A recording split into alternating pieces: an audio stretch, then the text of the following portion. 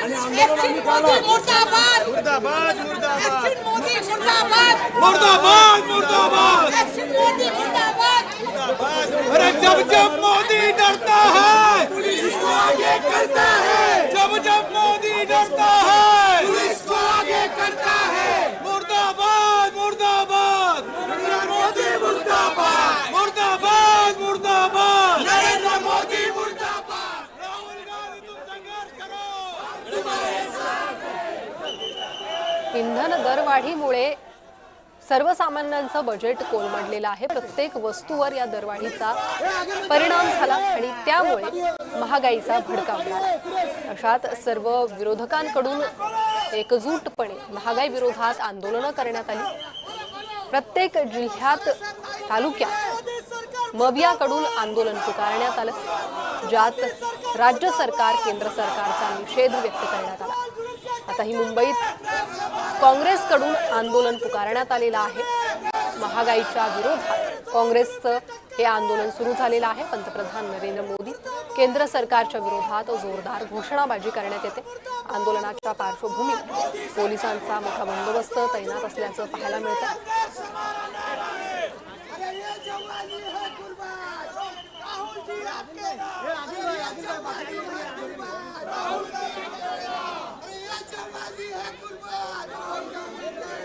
Petrol डिझेलसह घरगुती gas, व्यावसायिक gas यांचे दर वाढले आणि त्याचा परिणाम प्रत्येकाच्या खिशावर झाला।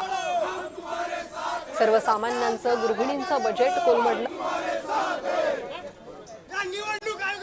आणि याच महागाई विरोधात काँग्रेसकडून निषेध व्यक्त करण्यात येतो। सरकार विरोधात जोरदार घोषणाबाजी करण्यात येते, तीव्र संताप व्यक्त करण्यात येतो। महागाईच्या मुद्द्यावरून विरोधकांनी सरकारला कात्रीत पकडले आणि या संदर्भात अधिक माहिती घेणार आहोत। आमचे प्रतिनिधी जय पवार हे आपल्यासोबत जोडले गेले आहे।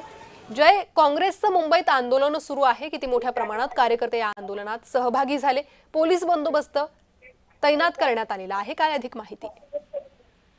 नक्कीच, खर तर यापूर्वीच आंदोलनाचा इशारा हा काँग्रेसच्या माध्यमातून देण्यात आला होता आणि याबाबतची परवानगी सुद्धा पोलिसांकडे मागितली होती। मात्र मुंबई पोलिसांच्या माध्यमातून या आंदोलन करण्यापूर्वीच जे आहे ते या काँग्रेसचं जे परेलच टिळक भवन हे कार्यालय आहे, या कार्यालयाच्या बाहेर एक बंदोबस्त त्या ठिकाणी करण्यात आला आहे। मोठा फौजफाटा हा पोलिसांचा या संपूर्ण कार्यालयाच्या बाहेर आपल्याला पाहायला मिळत आहेत आणि काँग्रेसचे जे सर्व पदाधिकारी आहेत हे आता आक्रमक भूमिका घेताना पाहायला मिळत आहेत। आपल्याला आपण पाहिलं असेल तर या ठिकाणी पंतप्रधान नरेंद्र मोदी यांच्या कार्यकाळाला 12 वर्ष झाले असून त्यासोबतच ज्या ठिकाणचं या ठिकाणी आता कारभार हा मोदींच्या माध्यमातून या ठिकाणी केला गेला, याचा निषेध कुठेतरी हा काँग्रेसच्या माध्यमातून नोंदवला जात आहे। त्यासोबतच या ठिकाणी आपण पाहतोय की कशा पद्धतीची आक्रमक भूमिका ही आता काँग्रेसच्या माध्यमातून या ठिकाणी घेण्यात आली। मुंबई पोलिसांचा बंदोबस्त सुद्धा या संपूर्ण कार्यालयाच्या बाहेर या ठिकाणी असल्याचा सुद्धा त्या ठिकाणी पाहायला मिळते। मात्र यामध्ये प्रामुख्याने ज्या पद्धतीची भूमिका ही आता काँग्रेसची राहिलेली आहे, आंदोलनापूर्वीच मुंबई पोलिसांच्या माध्यमातून पोलिसही या आंदोलकांना आवरण्याचा प्रयत्न करताय असे या दृश्यांमधून दिसतंय। धन्यवाद या सविस्तर माहितीसाठी।